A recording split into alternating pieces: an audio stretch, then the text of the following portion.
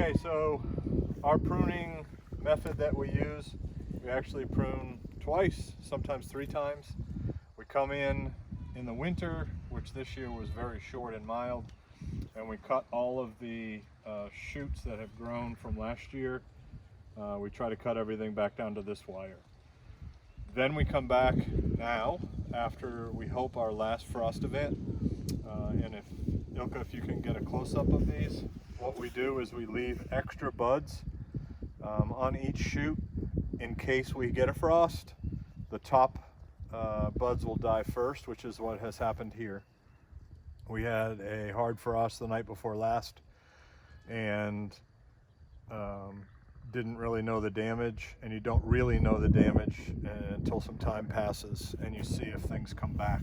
But I can tell by looking at these that these two got hit by frost, and you can see that just like any other plant, they froze and will not produce a shoot probably. So what we do when we rough prune is we leave 5 or 6 buds in the hopes that if we have a frost event, the top buds die first, which is what happened here. So now that we're pretty safe and pretty sure we're not going to get any more frost, we'll come in. There's actually a bud all the way down here, another bud here, and another bud here. Can I see that? Where's that bud?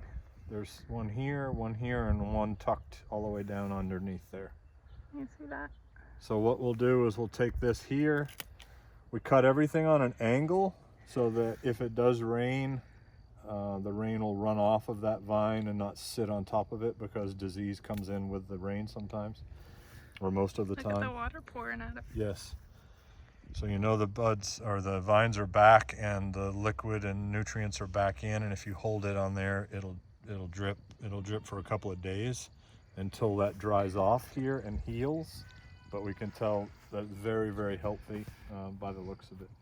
And at the same time, any of this old wood from last year that's kind of in the way, we'll get rid of that at the same time.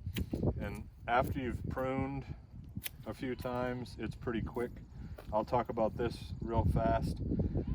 This was left last year, so this is what we call old wood, and it has kind of a barky appearance to it. And then this is last year's wood, and this is the only place that will get vibrant shoots that'll produce fruit. They will not come from here.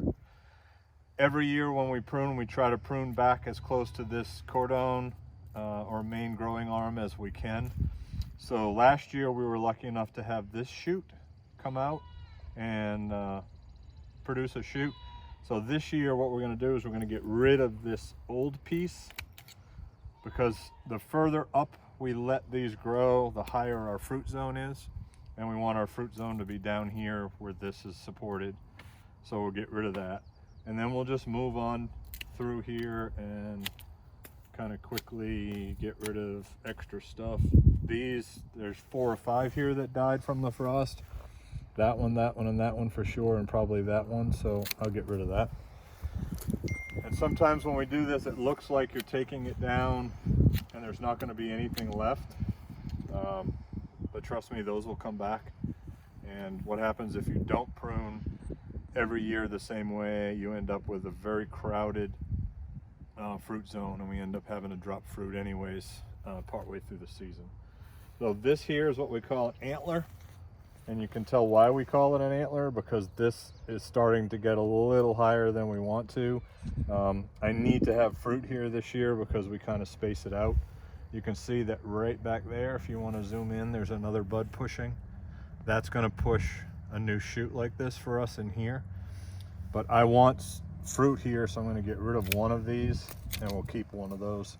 And then next year we'll get rid of this and let that one take its spot, just in order to keep everything trimmed back down.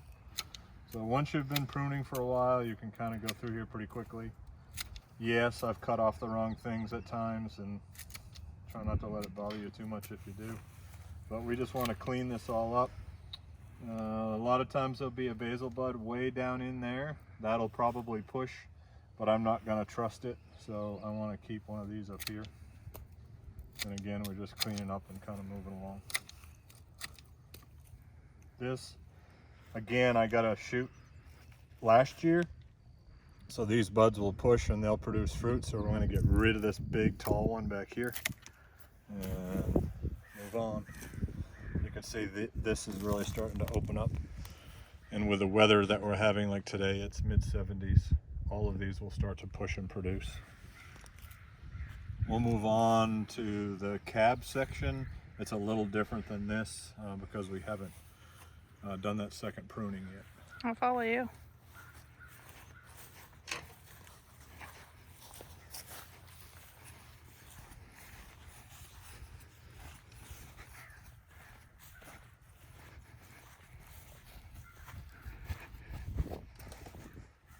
So you can see the difference.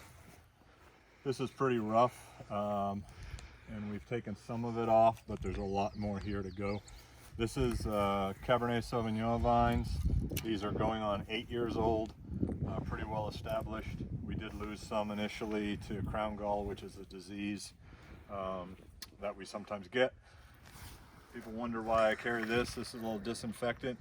If I'm working on a vine and I think that the vine has disease in it and I have to do some work on it, when I'm done, I just spray this with disinfectant so that I don't carry that disease to the next vine that may not have it. Ooh, it's like...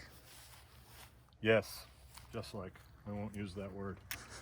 So this is a little, like I said, rougher. There's a lot more to it.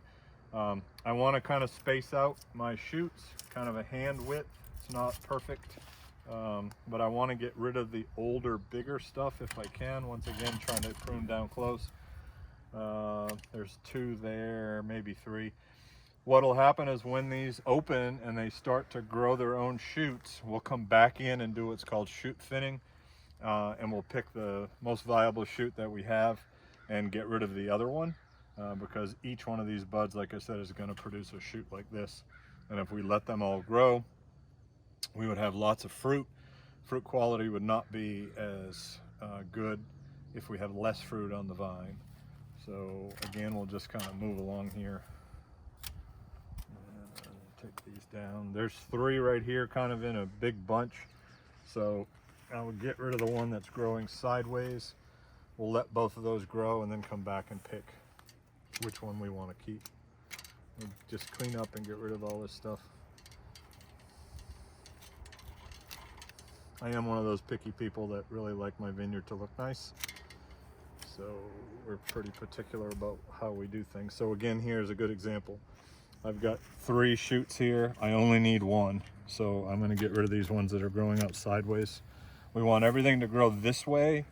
Ilka, if you want to move over here. That's kind of the end of the row, so it doesn't really have the wire system, but vertical shoot positioning is a system we use. And as these shoots grow, just out of the way. As these shoots grow this year, we'll come along and we'll tuck them in these wires. And as they grow taller, we tuck them in the wires again. And then as they start to get really tall and flop over into the rows, we'll come along and take the hedger and take the top off. And that's what the system of wires is for. But anything that's growing downhill, we call it, we want to get rid of. And then again, we just want to clean up.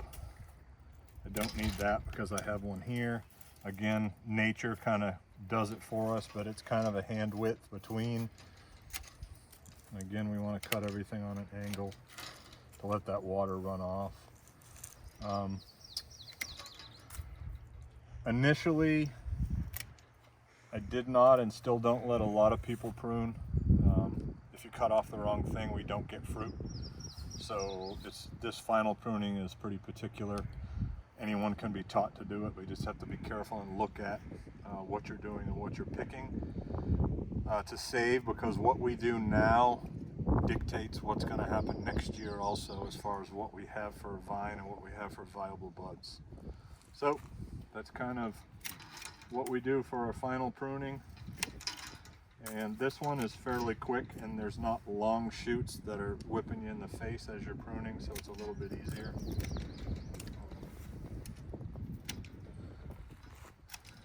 Think of anything else I can tell you. These vines, like I said, are 8 years old or so, and you can tell they start to look kind of scraggly. And people have asked when we do our vineyard tours if they're dying. No, grapevines are pretty ugly. The older they get, the gnarlier they look. A lot of people, this is Cab Sauv. A lot of people in this area have pulled these vines out of the ground and don't plant them anymore.